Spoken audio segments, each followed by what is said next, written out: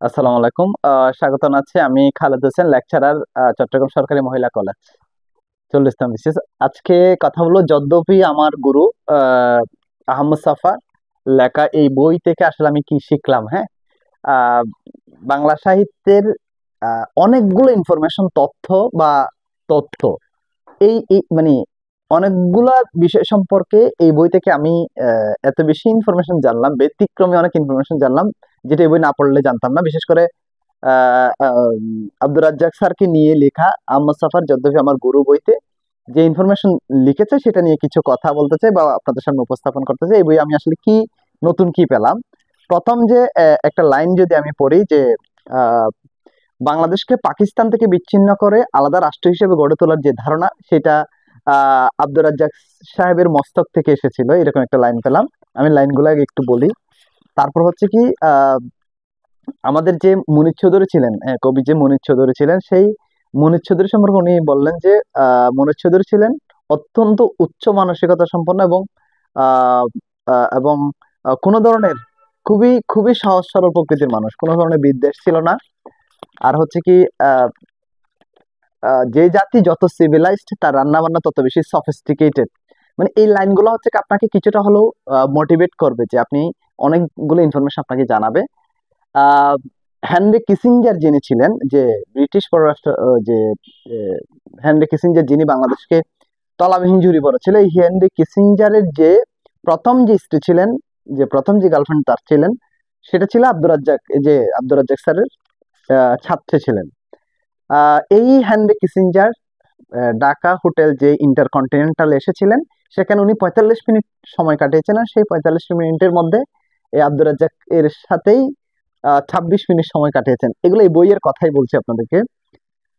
তারপর হচ্ছে কি, আহ ঈশ্বরচন্দ্র বিদ্যাসাগর এবং বঙ্কিমচন্দ্র নিয়ে একটা কথা এখানে বলেছেন যে ঈশ্বরচন্দ্র বিদ্যাসাগর ছিলেন বঙ্কিমচন্দ্রের গুরু। হ্যাঁ, বঙ্কিমচন্দ্রের গুরু। একবার বঙ্কিমচন্দ্র চট্টোপাধ্যায়ের পরীক্ষার প্রশ্ন করেছিলেন ঈশ্বরচন্দ্র বিদ্যাসাগর।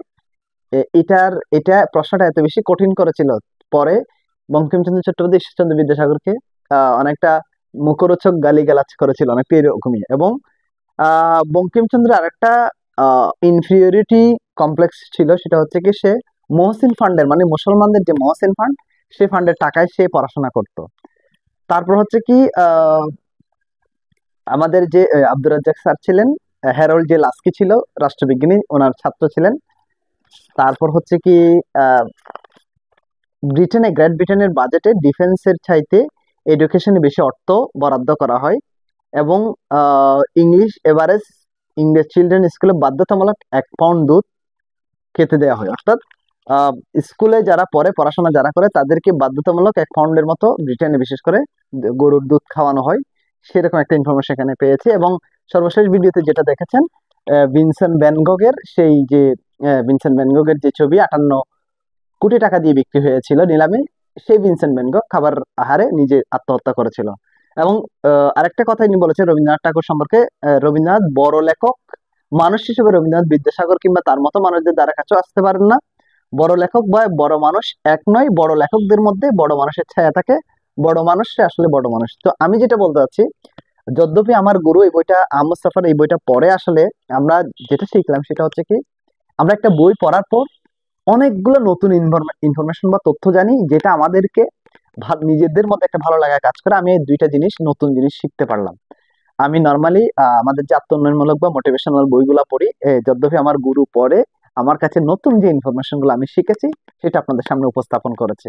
আশা করি এই বই পড়বেন, ভালো লাগবে। আমি আহ, পড়ার সাথে জাস্ট বলি, আপনি পড়বেন, ভালো লাগবে। যদ্যপি আমার গুরু, এই আহমদ সাফার বইটা খুবই ভালো বই।